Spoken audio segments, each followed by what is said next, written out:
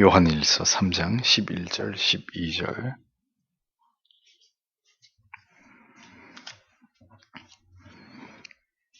같이 읽겠습니다. 우리가 서로 사랑할지니 이는 너희가 처음부터 들은 소식이라. 가인같이 하지 말라. 저는 악한 자에게 속하여 그 아우를 죽였으니 어찐 연고로 죽였느냐. 자기의 행위는 악하고 그 아우의 행위는 의로움이니라. 아멘. 기도하겠습니다. 주님, 요한일서의 말씀 속에서 또 오늘도 우리에게 주시는 하나님의 음성을 듣기를 원합니다. 이 시간에도 성령께서 우리에게 찾아와 주셔서 하나님의 말씀이 잘 깨달아지도록 도와주시고, 이 말씀이 우리에게 주는 깊은 영혼의 깨달음을 따라 하나님 앞에 간절히 기도하는 시간이 되도록 하나님 도와주시옵소서. 예수님 이름으로 기도합니다. 아멘. 우리가 서로 사랑할지니, 이런 제목으로 요한일서 강의를 이어갑니다. 사도는 죄를 반복적으로 범하면서도 이에 대해서 전혀 문제의식을 갖지 않고 구원과는 무관하다고 믿었던 이런 영지주의 사상이 성경적으로 볼 때 얼마나 심각한 교리적인 문제를 가지고 있는지를 아주 강력하게 논증하면서 하나님께로부터 난 사람이라면 절대로 이러한 죄를 지을 수 없다고 단언하고 있습니다. 마귀의 자녀들이라야 그렇게 거듭 죄를 범하는 것이 가능하고 불의를 일삼을 수 있는 것이고, 또 형제를 전혀 사랑하지 않을 수 있다고까지 아주 극단적으로 이렇게 표현하면서 이러한 그릇된 이단 사상에 미혹되지 말아야 될 이유를 초대교회 성도들에게 아주 분명하고 강력하게 설명하고 있는 것을 볼 수 있습니다. 그러면서 이어 이제 오늘의 본문에서는 하나님께 속한 자녀로서의 중요한 증거로 형제 사랑을 말씀하고 있습니다. 11절을 보면, 왜냐하면 이것은 너희가 처음부터 들었던 소식이기 때문이다. 우리가 서로 사랑하도록, 이렇게 번역이 됩니다. 신자가 서로를 사랑해야 한다는 이 당위는 예수를 믿기 시작한 때부터 계속 들어왔던 계명임을 사도가 밝힙니다. 그러니까 예수 그리스도를 믿게 된 그 순간부터 끊임없이 들어왔던 계명, 성경의 모든 계명 가운데 가장 위대한 두 계명 가운데 하나인 바로 이웃을 향한 사랑의 계명은 우리가 하나님의 자녀임을 이 세상에 드러내는 가장 강력한 증거가 되는 계명이다. 성경은 그렇게 말씀하고 있죠. 그리스도인임을 증명하는 가장 강력한 외적인 증거가 뭐냐? 훌륭한 사람이 되는 거냐? 돈을 많이 버는 것이냐? 큰 명예와 권력을 가진 게 그리스도인으로서의 가장 강력한 외적 증거냐? 아니고요. 그런 것이 아니고, 그들이 진실로 서로를 끊임없이 사랑하기 위해서 노력하는 자들이고, 또 그렇게 실제적으로 사랑하는 자들이라는 것을 세상에 대해 보여주는, 그것이 하나님께로부터 비롯된 하나님께 속한 자들이라고 하는 것을 이 세상 앞에 가장 분명하고 강력하게 드러낼 수 있는 증거다라는 겁니다. 뭐라고요? 서로를 사랑하는 것. 사랑하려고 노력하는 것. 그렇게 사랑하면서 살아가는 것을 세상 사람들 앞에서 보여주는 것. 그거 이상의 신자됨은 없다는 겁니다.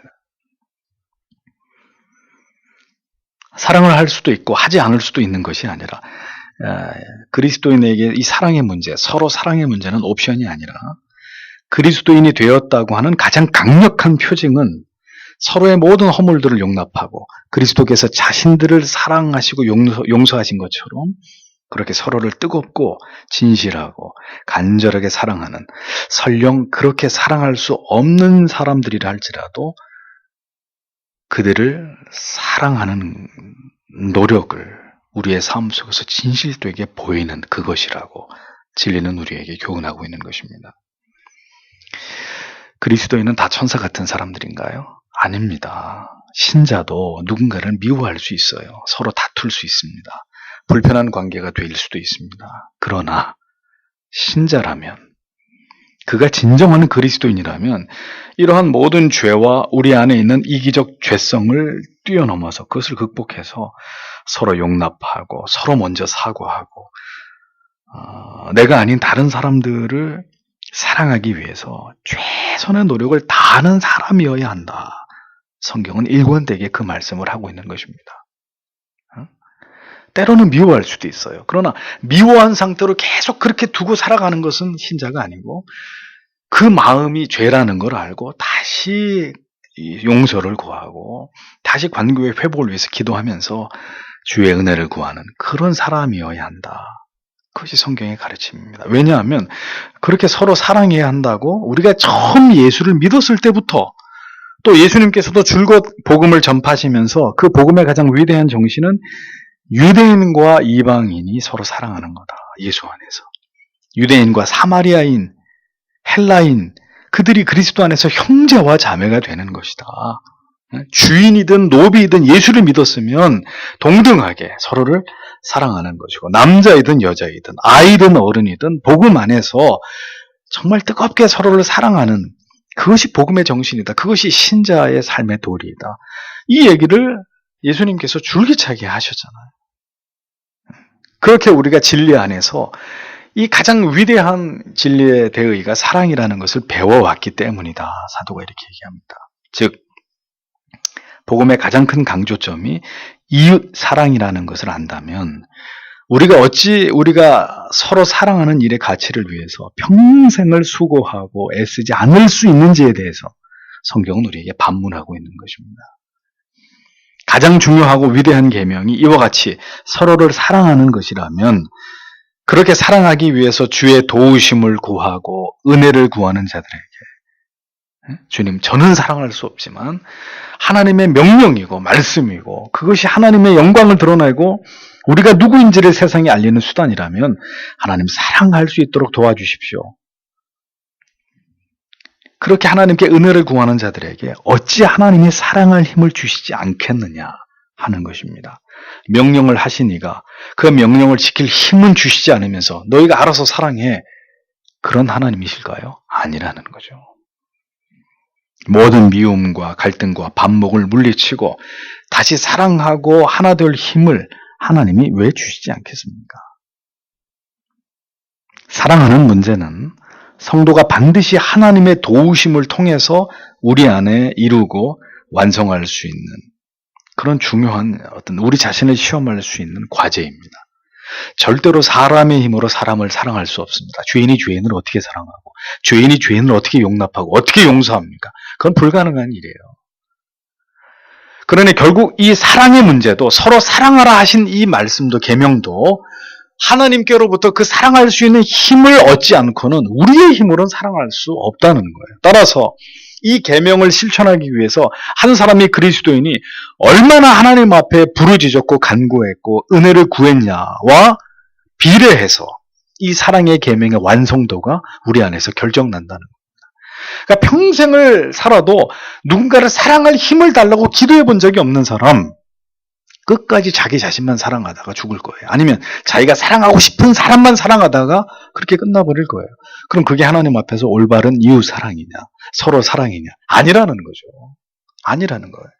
하나님이 말씀하시는 사랑은 사랑할 수 없는 사람을 주의 은혜로 사랑하는 것입니다. 그러니 유대인이 벌레처럼 여기던 사마리아인과 예수 안에서 사랑할 수 있는 것이고 모든 이방인들과 사랑할 수 있었다는 것이죠. 그것을 통해서 그들이 신자, 크리스티아노스라는 것을 드러낸 것이라는 겁니다. 그 정신은 이 시대에도 그대로 계승이 돼야 된다는 거죠. 사람이, 죄인이 사랑할 힘이 없다는 것을 하나님이 왜 모르시겠습니까?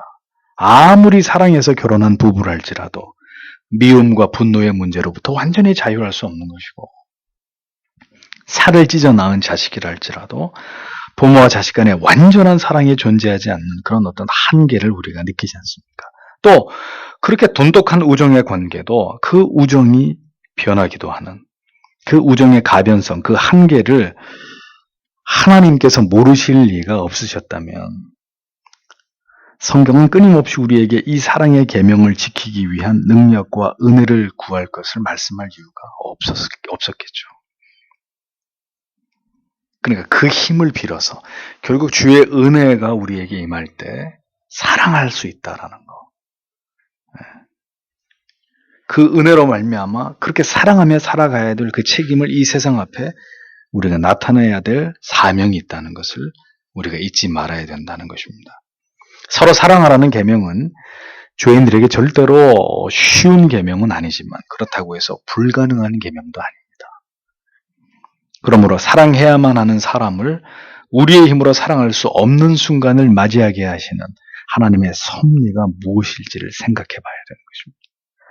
사랑할 수 있는 사람, 나를 사랑해주는 사람을 사랑하는 것은 예수님이 말씀하셨죠. 이방인들도 그렇게 한다. 그게 뭐 대단한 것이냐.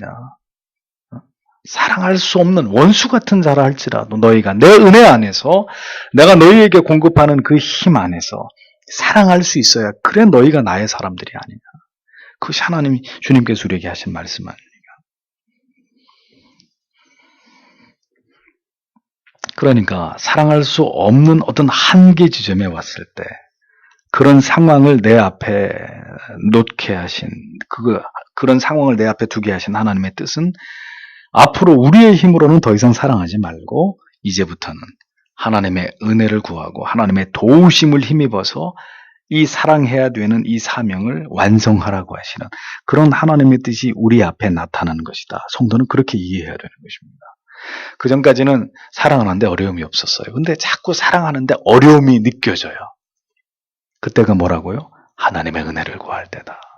하나님이 이 사랑하라고 하신 계명을 내 안에서 이룰 수 있도록 도와주시옵소서라고 기도해야 될 때이다라는 겁니다.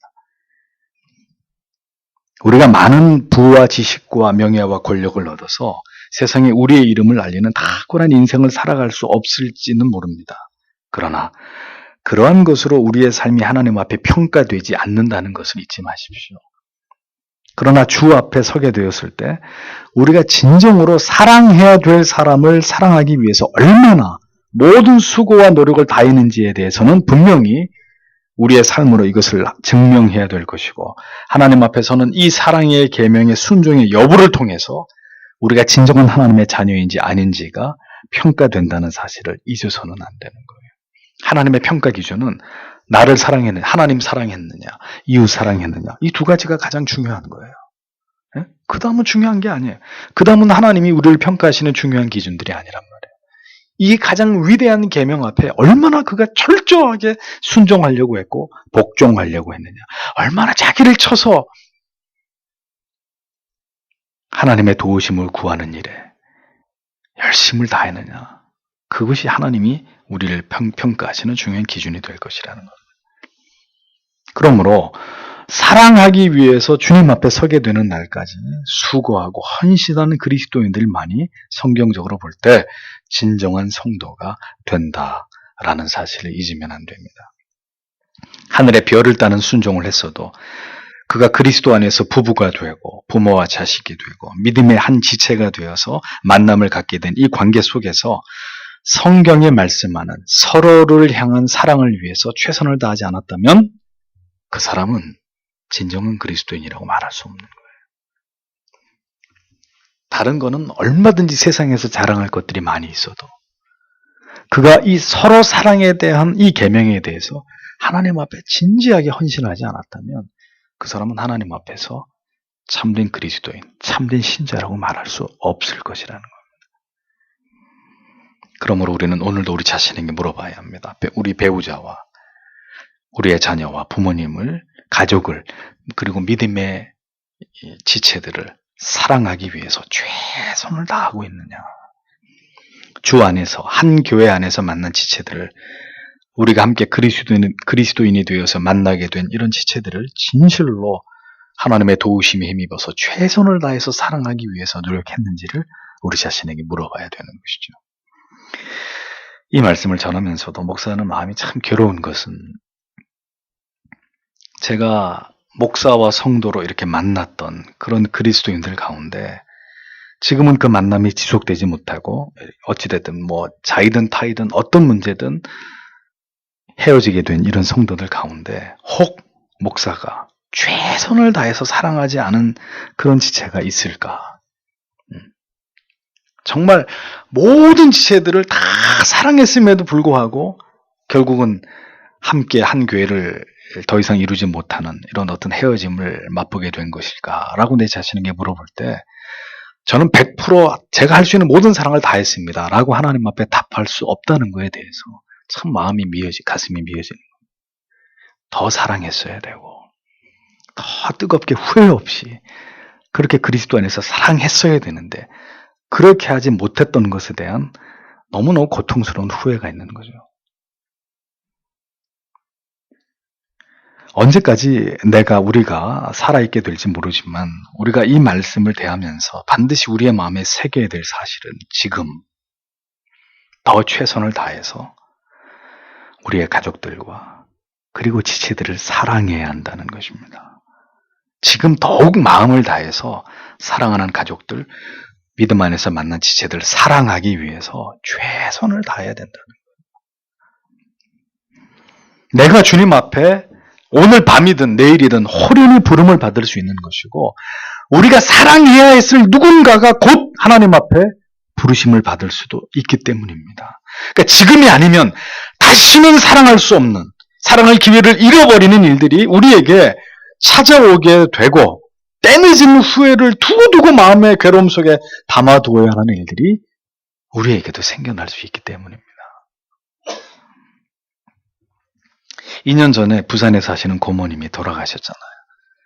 친자식이 없으셨던 고모님이 저를 무척이나 사랑해 주셨습니다. 언제나 저를 위해서 새벽마다 기도해 주시고 그분은 1년에 성경을 100독 이상씩 이렇게 하는 그런 신실한 권사님이셨는데 언제든지 교회 가실 때 헌금 말고 10,000원짜리, 50,000원짜리 이렇게 넣어가서 조용히 어려운 성도들에게 자기 주머니 털어가지고 그렇게 도와주시던 그런 분이었습니다. 그럼 몸이 좋지 않으셔서 요양원에 계신다는 말씀을 들었는데 한번 가 뵙겠다 그러면은 이제 부모님을 통해서 곧 괜찮아진다고. 그 멀리까지 바쁜데 뭐하러 오냐고 그러셨어요. 그래서 그 말만 철떡같이 믿고 어리석고 바보같이 차일피일 미룬 거죠. 2년 전이면 저도 한참 정신이 없었을 때고. 그런데 갑자기 상태가 악화되면서 연락을 받고 KTX를 타고 내려가는 길에 임종을 보지 못하고 돌아가셨어요. 어젯밤에 제가 꿈을 꿨는데 꿈속에서 고모님을 뵀습니다.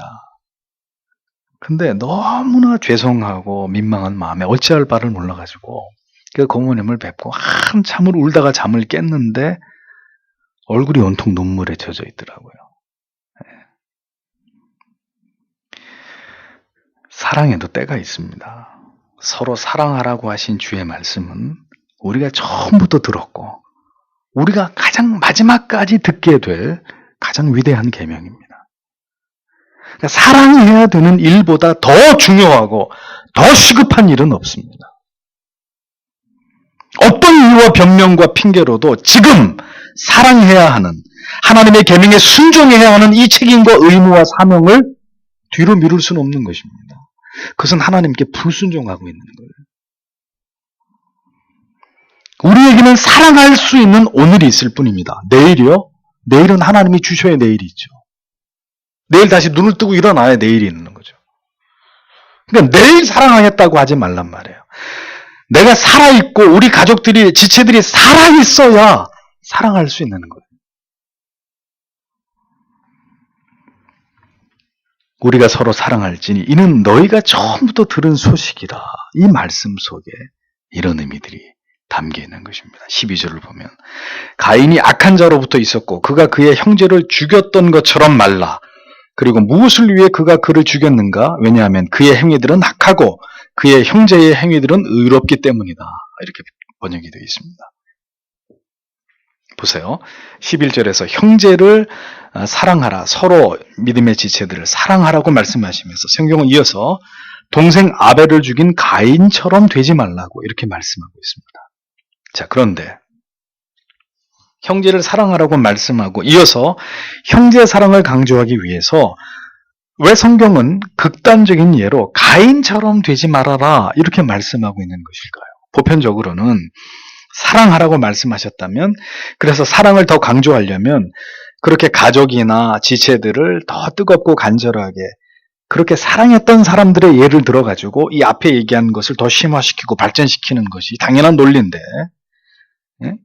예를 들어서 다윗과 요나단의 얘기를 붙여가지고 이렇게 사랑하는 게 마땅하다 이런 식으로 사랑을 더 강조하는 것이 흐름상 자유로울 텐데 자연스러울 텐데 왜 성경은 굳이 앞에서 서로 사랑할지니 그래 놓고 그렇게 사랑한 예가 아니라 극단적으로 동생을 돌로 쳐 죽인, 지금 가인의 예를 들어서 가인처럼 하지 말아라 이렇게 말씀하고 있느냐 하는 것입니다.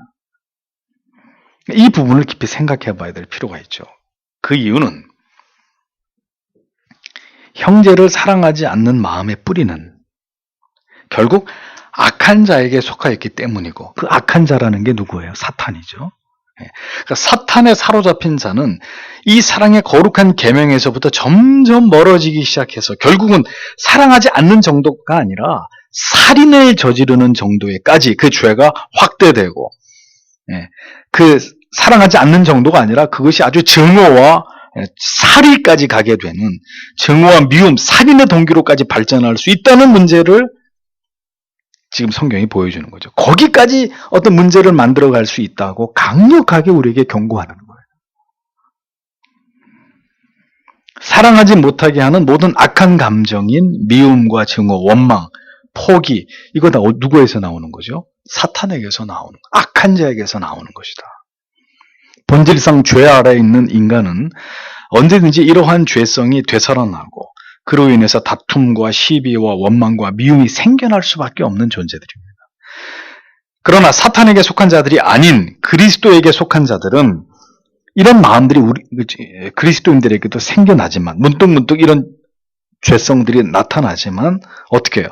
속히 우리는 이러한 죄성들을 억누르고, 이것은 하나님 앞에 옳지 않은, 부끄러운, 그렇게 해서는 안 되는 마음들이다라고 이렇게 억누르고 어떻게 해요? 다시 그 마음에서 돌이켜서 사랑하려고, 용납하려고 주의 은혜를 구하면서 사랑하지 못하게 하려는 마음과 싸우잖아요. 치열하게 싸운단 말이에요. 그 사람이 하나님께 속한 사람인 거죠. 그러나 악한 자에게 속한 사람들은 결코 그 미움과 증오의 마음으로부터 돌이키지 않게 되고 결국은 살인을 부르는 끔찍한 죄까지 이르게 된다고 성경이 우리에게 말씀하고 있는 것입니다. 그러니까 사탄에게 속한 자는 그 사탄에게 속해 있는 그 어떤 그 악이 그의 행위를 통해서 드러날 수밖에 없다는 거예요. 가인은 하나님께서 받지 않으시는 제사를 드렸고, 아벨은 하나님이 연락하시는 제사를 드렸습니다. 그러니까 결국 미움의 원인은 여기서 촉발한 것이라는 거죠. 왜 내 거는 안 받고 동생 거는 받으시느냐? 그러면 연락되지 않은 자기의 제사와 자기 안에서 문제를 찾아야지. 연락된 동생의 제사와 동생에서 가인이 문제를 찾으려고 했다는 겁니다. 그게 성경은 악이라고 얘기하는 것이고, 그건 어디서 나온 것이냐? 사탄에게서 나온 것이다. 마귀에게서 나온 마음이다. 그러니 가인과 그 가인의 행위 자체가 악이다라고 얘기하는 거죠. 그런데 성경을 잘 보세요. 가인의 그 악은 그가 이미 제사를 드리기 이전에서부터 그에게 존재하고 있었다는 것을 알 수 있습니다. 비단 그의 제사만이 잘못돼서 하나님이 안 받으신 것이 아니라 그 가인 자체가 하나님께로부터 거절될 수밖에 없는 사람이었다. 그러기에 성경은 창세기 4장 5절에서 가인과 그 제물은 연락하지 아니하신지라 이렇게 기록하고 있어요. 이에 반해서 같은 장 4절 하반절에는 여호와께서 아벨과 그의 제물은 연락하셨으나 이렇게 기록되어 있습니다. 자, 그러니까 제물만이 문제라는 거예요? 아니라는 거예요. 아벨과 그 제물, 가인과 그 제물이라고 명시하고 있습니다. 그걸로 보아서 아벨의 삶과 가인의 삶에 대해서 그들의 신앙 속에서 이미 하나님이 받으실 제사와 받지 않으실 제사가 결정났다는 것을 성경은 암시하고 있는 거예요. 즉 가인의 삶에는 악에 속한 악취가 나는 행위가 있었다는 거예요. 그러나 그에 비해 아벨의 삶에는 의로움이 있었다. 하나님이 보실 때 향기로운, 하나님이 받으실 만한 재물적 가치가 있는, 이미 아벨이라고 하는 사람, 그의 삶 자체가 하나님이 보실 때 합당했다고 성경은 말씀하고 있는 것입니다. 결국 사랑하지 못함은 악한 행위와 관련이 되어 있는 것이고, 그 악한 행위는 악한 마음과 관련이 되어 있는 것이고, 악한 마음은 악한 자의 속함, 마귀와 깊이 연관이 되어 있다라는 것을 성경이 우리에게 가르쳐 주는 거죠. 그러므로 악한 자에게 속한 자들, 즉 하나님께 속한 자가 아니라 마귀에게 속한 자들은 결국 악한 행위를 일삼게 되는 것이고, 그 악한 행위는 사람을 죽이는 죄까지 이를 수 있기에 이와 같은 죄악에 누구든지 빠져들 수 있음을 알고 삼가 주의함으로 우리는 계속 서로 사랑하려고 하는 그 일을 위해서 노력해야 된다고 성경이 우리에게 가르치고 있는 것입니다. 성경은 분명히 하나님의 작정을 말씀하고 있습니다. 선택과 유교의 교리를 선명하게 드러냅니다. 그러니 마음 놓고 아무렇게나 살아도 된다고, 사랑하기 위해서 아무 노력도 하지 않아도 저절로 사랑하게 될 것이라고 말씀하고 있지 않습니다. 또한 절대로 마귀에게 속해서 사람을 죽이는 죄는 결코 저지르게 되지 않을 것이라고, 걱정하지 말라고 이렇게도 말씀하고 있지 않습니다. 그럴 것 같으면 왜 가인의 예를 들어서 이런 말씀을 경계로 삼고 있겠습니까? 그러니까 택자와 불택자가 분명히 하나님의 주권 속에 정해져 있다 하더라도 죄인들은 힘써 하나님께서 말씀하시는 그 사랑의 대의를 실천하고 시행하기 위해서 최선을 다해야 하는 것이고, 동시에 가인처럼 마귀에게 속해서 결국은 악행을 저지르고 아우를 살해하는 죄까지 범할 수 있는 그런 존재가 죄 아래에 있는 우리다, 우리 자신이 될 수 있다. 이것을 기억해서 힘써 하나님 앞에서 사랑하기 위해서 애써야 된다는 것을 성경은 우리에게 강조하고 있는 것입니다. 결국 하나님의 은혜가 없이는 불가능한 것이 사랑임을 성경은 우리에게 분명하게 말씀하고 있죠. 주의 은혜와 도우심으로 우리가 사는 동안 최선을 다해서 서로를 사랑함이 마땅하다. 그 이웃의 첫 번째가 가족이고, 두 번째가 교회 안에서의 지체들이고, 오늘 우리의 삶을 보십시오. 결국은 돈 때문에, 더 나은 삶 때문에 이 사랑의 가장 중요하고 시급한 의무를 성실하게 최선을 다해서 감당하지 못하고 있는 이런 부분들이 우리 안에 없는지를 생각해 봐야 합니다. 우리가 힘써 서로를 사랑하는 것, 그 이상으로 중요한 일이 없는데도 그 일에 온전히 집중하고 더 많이 사랑하지 못하도록 오늘도 세상은 우리를 그 돈의 가치를 앞세워가지고 끊임없이 우리의 이 거룩하고 신성한 의무에 최선을 다하지 못하도록, 그 일을 소홀히 하게 하도록, 그 사랑의 거룩한 의무와 책임으로부터 계속해서 우리가 멀어지도록 오늘도 그렇게 우리를 회방하고 방해하고 있는 것은 아닌지, 그리고 우리는 그러한 세상의 어떤 회방 앞에 이 사랑의 의무에 대해서 최선을 다하지 못하고 살아가고 있는 것은 아닌지를 생각해 봐야 한다는 것입니다. 살아있어야 사랑하죠. 살아계실 때 한 번이라도 더 찾아뵈었으면 어떻게 살아야 할까요? 어떤 가치를 붙들고 오늘도 사랑하며 살아야 할 우리의 인생의 소중한 날들을 살아가야 될지를 생각해 보십시오. 2년 전에 세월호 사건이 있었잖아요. 얼마나 많은 부모들이 더 사랑해 주지 못한 것에 대해서, 더 많이 사랑을 표현하지 못했던 것에 대해서 가슴을 치고 후회하고 지금도 잊지 못해하는 아픔 속에 있지 않겠습니까? 가장 위대한 계명은 하나님을 사랑하고, 그리고 이웃을, 그 이웃 속에 포함된 내 가족, 우리 지체들, 믿음의 모든 형제 자매들, 그들을 사랑하는 그 일에 집중하는 것입니다. 여유되면 사랑하겠습니다. 좀 시간을 주십시오. 그건 우리의 핑계, 우리의 변명이에요. 하나님의 이 계명 앞에서 그건 우리의 핑계일 뿐이에요. 이것보다 더 가치 있고 더 중요하고 더 시급한 사명과 과제는 없습니다.